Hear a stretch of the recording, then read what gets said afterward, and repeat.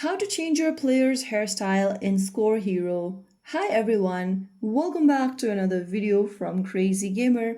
If you want to change your player's hairstyle on Score Hero, then you can easily do it in a few minutes. First of all, launch open Score Hero game on your device, and once you're inside this main home screen, go ahead and click on the Hero tab at the bottom of the screen. From here, go to the hairstyle option on the left at the top, and you'll be able to see different hairstyles you can pick from the menu.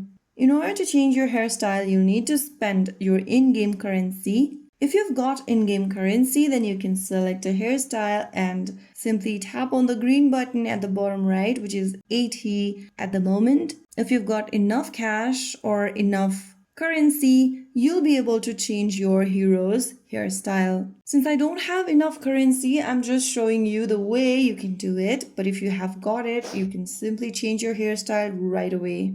So if you found the video helpful, don't forget to like, share and subscribe to our channel. I will be back again in the next video. Thanks for watching.